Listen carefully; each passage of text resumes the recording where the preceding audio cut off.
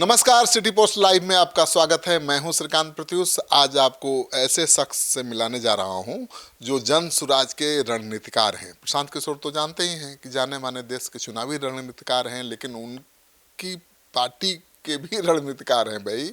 और उनकी पार्टी के रणनीतिकार हैं पूर्व आईपीएस अधिकारी, पूर्व डीजीपी आर.के. मिश्रा जी। आप प्रशांत किशोर तो सबके लिए रणनीति बनाते रहे हैं, आप प्रशांत किशोर को लिए रणनीति बनाते हैं, आप उनके चाणक्य हैं। कहाँ किस स्टेज पर है तैयारी? हमारी तैयारी मुकम्मल है, हर तरह से हम लोग तैयार हो गए हैं। एक रणनीति के तहत हम लोग भी उम्मीदवारों की घोषणा नहीं कर रहे हैं कि हमारे जो उम्मीदवारों का चयन हुआ है, जितने स्तर से हुआ है, कार्यकर्ताओं का भी आशीर्वाद चाहिए। कार्यकर्ताओं को भी पता होना चाहिए कि उनकी भी सहमति ली गई है। उम्मीदवार चयन हो चुका है, केवल कार्यकर्ताओं की सहमति बाकी है। हाँ, क्योंकि सबको पता है कि ये 5 उम्मीदवार इस विधानसभा क्षेत्र से हैं। उसमें 5 में कौन सक्रिय है, कौन अच्छा काम कर रहा है, उससे तो झलक रहा है और चयन करीब करीब। लेकिन उस पर एक मुहर जब कार्यकर्ता का लग जाएगा तब समझ में आएगा कि कार्यकर्ता जो उसके साथ उनके साथ काम करेंगे। मैंने आपने चयन कर लिया है, केवल अब जनसुराज के कार्यकर्ताओं को मुहर लगाना। हाँ, चूँकि 4-5 नाम है, सक्रियता मालूम है, कार्यकर्ताओं को भी पता है, लेकिन कार्यकर्ता जब उस पर मुहर लगा देंगे तो अपने आप वो सामने आ जाएगा नाम। मतलब ये नहीं ना कहा जा रहा है कि इंतजार आप कर रहे हैं कि एनडीए पहले घोषित करे, महागठबंधन पहले उम्मीदवार घोषित करे, ताकि उधर भगदड़ मचे और आपको बड़े बड़े वोट वाले बने ऐसे नेता आ जाए जिसका अपना 30,000 50,000 वोट हो। भगदड़ तो मचना शुरू हो गया है, भगदड़ तो अभी मच ही रहा है। रोज़ लोग ज्वाइन कर रहे हैं, छोड़ रहे हैं, आ रहे हैं, लेकिन कुछ लोग लेट हो गए हैं और उनको यही कहा जा रहा है कि अब आप संगठन में काम कीजिए, टिकटधारी के लिए मत आइए, क्योंकि टिकट के लिए जिन लोगों ने काम किया उनको ही दिया जाएगा। ये तो तय है कि 90% जो सीट है 243 में, वो उन्हीं लोगों को दिया जाएगा जिन्होंने आज तक कभी चुनाव नहीं लड़ा हो। उसी आधार पे हम लोग चयन कर रहे हैं। बाकी 10% जो बचता है उसमें कुछ लोग यदि ऐसे काबिल लोग होंगे तो उनको एडजस्ट करने की भी जगह रखी गई है, क्योंकि हमको 243 तो लड़ना नहीं, जीतना नहीं है। जीतने की सरकार के लिए 150 काफ़ी है, तो हम कैंडिडेट 243 में खड़ा करेंगे तो कुछ तो ऐसे लोगों के लिए रखना ही पड़ेगा जगह, जो बाद में आएंगे। तो यदि वैसे अच्छे होंगे तो उनको दिया जाएगा, सच्चे होंगे, सही लोग होंगे तो दिया जाएगा।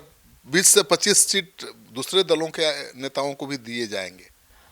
हाँ, जो लोग आएंगे उनके लिए भी तो एक गुंजाइश रखनी होगी। इंतजार चल रहा है ना कि टिकट पहले अनाउंस हो जाए, भागदड़ मचे, तभी नहीं तगड़ा पहलवान आएंगे इधर।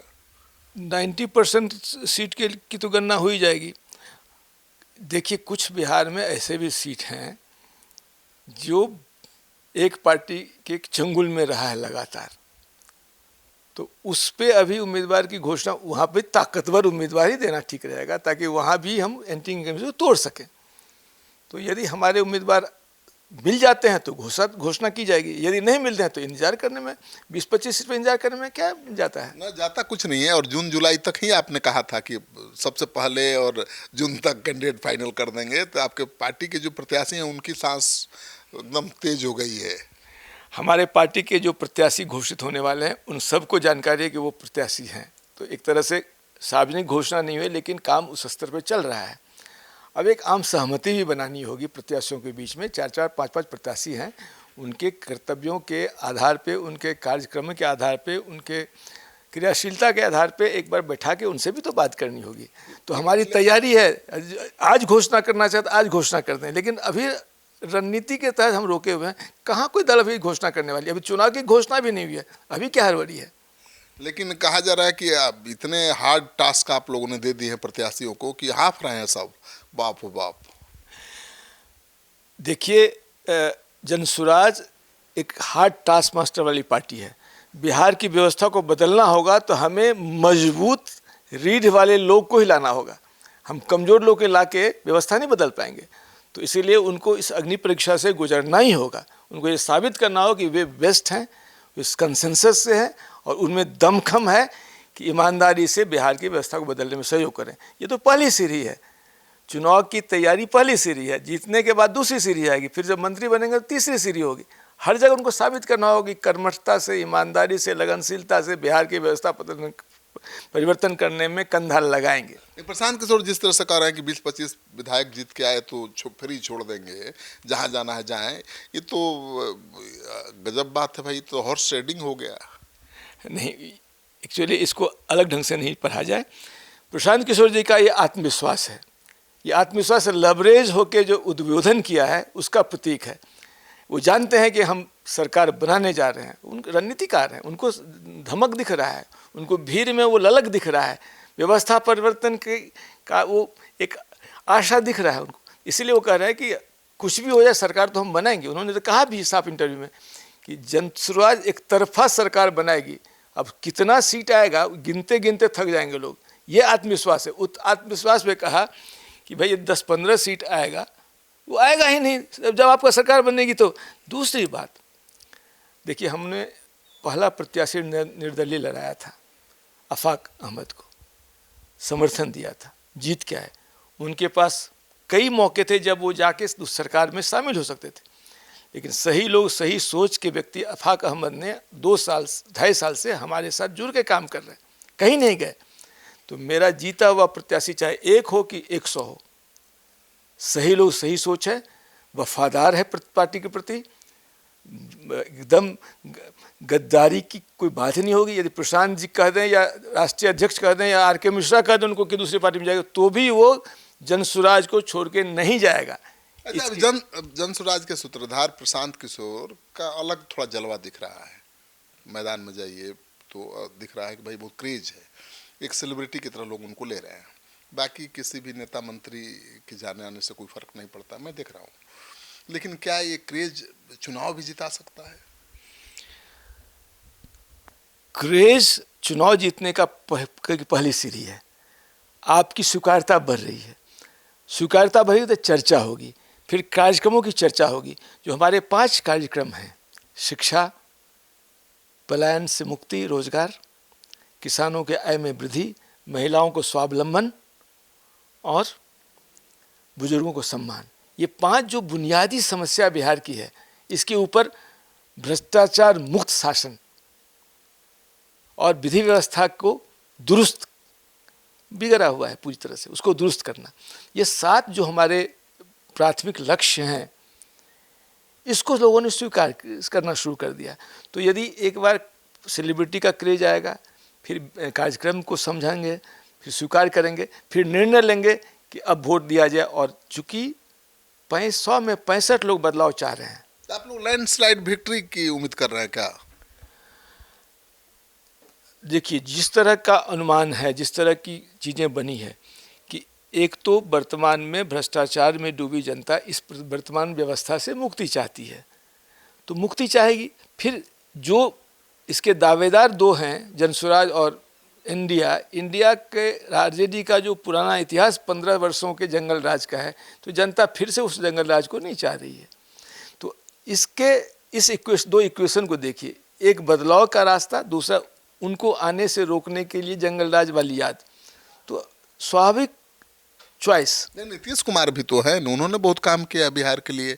बीजेपी नीतीश कुमार का गठजोड़ बहुत मजबूत है। मजबूती होती तो नीतीश कुमार का जो ह्रास हुआ है, कहाँ 115 सीट से 43 पे आ गया और इस बार 20-22 पे सिमट जाएंगे। वो तो चिराग पासवान का कमाल था सर, चिराग पासवान अकेले लड़ गए उनकी सीटों पर, उनको हरा दिया, तो वो दूसरी बात है। प्रशांत किशोर भी उनकी सीटों पर लड़ जाए, उनको हरा दें, वो दूसरी बात है। लेकिन अगर बीजेपी जेडीयू एकजुट है, गोलबंद है, तो हराना मुश्किल है। देखिए, पिछले 5 वर्षों में नीतीश कुमार जी के शासन में जो ज़मीन सर्वे, स्मार्ट मीटर, कई तरह के घोटाले, 70,000 करोड़ का घोटाला ही हो गया है, ये सारी चीज़ शो करता है। और देखिए, एक संजीव हंस जैसा अफसर जेल में है, कई लोग पर तलवार लटकी हुई है, 80 से ज़्यादा पदाधिकारियों के भ्रष्टाचार का तो सूची हम लोग के पास है, जिसको हम लोग उजागर करें तो सबको जेल में जाना पड़ेगा। तो इतने बड़े भ्रष्टाचारियों की सरकार को आम जनता करा रही है। ये कब उजागर करेंगे 80 वो जो भ्रष्ट अधिकारी हैं? अब देखते जाइए, समय थोड़ा हाँफने दीजिए कुछ लोगों को, कुछ लोगों को हाँफने और रात की नींद उड़ने दीजिए, होगी चर्चा, होगी, सामने आएगा। प्रशांत किशोर मुख्यमंत्री बनेंगे? जितने लोग चुन के आएंगे उन विधायकों में से जो विधायक को सबकी पसंद होगी वो प्रधान मुख्यमंत्री बनेंगे। और मुख्यमंत्री की घोषणा तो विधायकों की इच्छा के अनुसार होगी ना। चुनाव लड़ेंगे प्रशांत किशोर? निर्णय हम लोग शीघ्र लेंगे कि पार्टी में जो वरीय पदाधिकारी जो हैं उनको लड़ना चाहिए कि नहीं लड़ना चाहिए, लड़ना चाहिए तो कहाँ से लड़ना चाहिए, उस पर चर्चा होगी। नहीं, पार्टी के कैप्टन है वही नहीं लड़ेंगे तो मैसेज किया जाएगा? यही इसी पर चर्चा होगी। चर्चा तो इसी पे होनी है ना। सीट की घोषणा के पहले इस पे एक निष्पक्ष चर्चा हमारे काउंसिल में होगी, क्योंकि ये पार्टी किसी एक व्यक्ति की पार्टी नहीं है, 1 करोड़ बिहार की जनता की पार्टी है। सारे ओपिनियन भी लिए जा रहे हैं, सारे ओपिनियन की चर्चा होगी। एक एक्जीक्यूटिव काउंसिल में चर्चा करके सीट के निर्णय होने के पहले तय हो जाएगा कि प्रशांत किशोर जी चुनाव लड़ेंगे कि नहीं लड़ेंगे। मतलब चुनाव लड़ाने पर विचार हो रहा है? अब जब तक घोषणा नहीं हुई तब तो यही माना जाए कि ये अभी भविष्य के गर्भ में है। राघोपुर से लड़ेंगे कि अपने बक्सर से, सासाराम से, कहाँ से लड़ेंगे? यदि लड़ेंगे तो ऐसे सीट से लड़ेंगे जहां पर उनको जाने की जरूरत ना हो। नॉमिनेशन भरें, बाकी जगह प्रचार करें और वहां की जनता आशीर्वाद दे के जिता दे। कौन ऐसी जगह है? वो राघोपुर है कि बक्सर है कि सासाराम है? वो तो बिहार की जिस सीट पे लड़ेंगे वहाँ से यही स्थिति होगी, लेकिन हमें ये देखना होगा कि हम गृह क्षेत्र के विधानसभा पर ही सबको टिकट देने की बात करते हैं। तो प्रशांत जी यदि लड़ेंगे तो एक्सेप्शन नहीं होगा, उनको भी उनके गृह क्षेत्र में जहाँ वो कार्य क्षेत्र रहा है उनके परिवार का, वहाँ से लड़ाने की बात होनी चाहिए। चलिए, तो सरकार बन रही है जनसुराज की मिश्रा जी? बिल्कुल बन रही है, एक तरफा बहुमत के साथ सरकार बन रही है। चलिए, तो देखिए, जनसुराज के जो कर्ता धर्ता हैं, रणनीतिकार हैं, उनका दावा है कि सरकार जनसुराज की ही बन रही है। और इनकी बातों में जो कॉन्फिडेंस दिख रहा है उससे तो लगता है कि कुछ न कुछ हो रहा है, बड़ा हो रहा है। और सरकार दनादन घोषणाएं कर रही है। सरकार तो, नीतीश कुमार तो दनादन घोषणा कर रहे हैं। 1.5 दर्जन बड़ी घोषणा कर चुके, महिलाओं के लिए, बच्चों के लिए, नौजवानों के लिए, बुजुर्गों के लिए। अभी उन्होंने 10,000 हर महिला को देने का ऐलान कर दिया।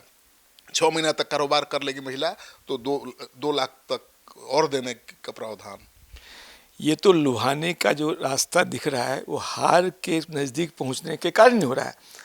जिनको आपने लाठी मारा, आंगनबाड़ी को, जिसके साथ भी आपने दुर्व्यवहार किया, अब उसके आप मानदेय बढ़ा रहे हैं चुनाव आने के पहले, तो उनको समझ में नहीं आ रहा है।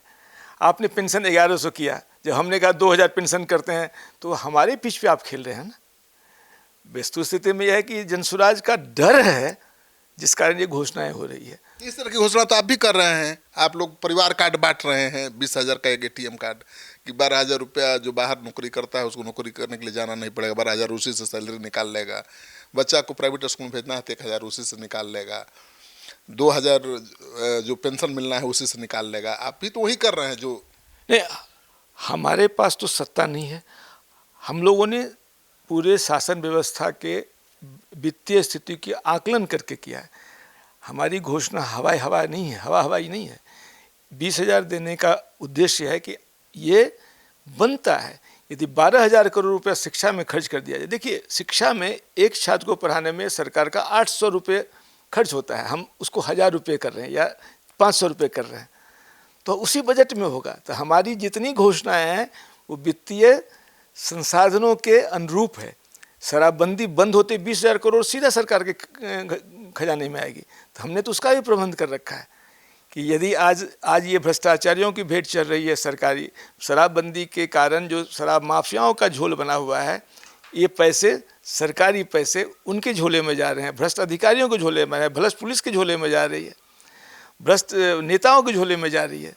ये रुक के यदि सरकार के खजाने में आएगी तो इससे ही व्यवस्था बन जाएगी। इसीलिए हमारे सारे वायदे बिहार के वित्तीय संसाधनों के अनुरूप है। हमने बहुत सारे अर्थशास्त्रियों से संपर्क करके बिहार के गरीबी से निकालने के लिए क्या प्लान होगा, जो 5 चीज़ें जो बताई है वो हमारे बिहार के 3-3.5 लाख का जो बजट है उसी से आएगा। और सबसे बड़ी चीज़ जो है, जो 2 लाख से 2.5 लाख करोड़ रुपया हर साल हमारे बिहार के सीधी स्वीकार बैंक से बाहर जा रहा है, उसको रोक के पूंजी दिलवाएंगे, बिहार का विकास अपने होगा। तो ये सारी चीज़ें हैं। तो एक नीतीश कुमार जी 20 वर्षों में सुधि लिया नहीं भाई, छात्रों को कार्ड देने की बात थी उसको किया नहीं। हम तो वो भी करने जा रहे हैं कि अभी घोषणा होगी कि जो छात्र नवयुवक हैं जो पढ़ना चाहते हैं उनको 3,000 रुपये महीने का स्कॉलरशिप दिया जाना चाहिए, हर छात्र को जो आगे पढ़ना चाहता है। तो दुर्भाग्य है कि 35 वर्षों के शासनकाल में जातीय जनगणना ने साबित कर दिया कि दलित, अक़लियत और अति पिछड़ा के बच्चे 10% से अधिक मैट्रिक पास ही नहीं कर रहे हैं। तो शिक्षा का तो आपने बंटाधार कर दिया। ये बच्चे जो 80%, 60-70% लोग हैं, इनके बच्चे यदि मैट्रिक पास नहीं करेंगे तो मजदूर बनेंगे। तो आपने तो इन बच्चों को मजदूर बनाने की फैक्ट्री बना रखी। इसलिए शिक्षा को प्राथमिकता देके इन बच्चों को की पढ़ाई में व्यवस्था करेंगे। यदि गरीबी है तो उसमें मदद करके आगे पढ़ाया जाएगा। तो जन सुराज के सूत्रधार केवल सपना नहीं दिखा रहे हैं, बल्कि उस सपने को कैसे साकार करेंगे उसका पूरा गणित उनके सामने है और जनता को बता भी रहे हैं। अब देखना ये है कि जनता किस हद तक उन पर भरोसा करती है। आपको कितना भरोसा है? कमेंट बॉक्स में जाइए, अपना कमेंट लिखना मत भूलिए और इस वीडियो को ज़्यादा से ज़्यादा लोगों के साथ शेयर करिए ताकि पता चले कि भाई सबकी रणनीति तो प्रशांत किशोर बनाते हैं, लेकिन प्रशांत किशोर के जन सुराज के रणनीतिकार कौन हैं।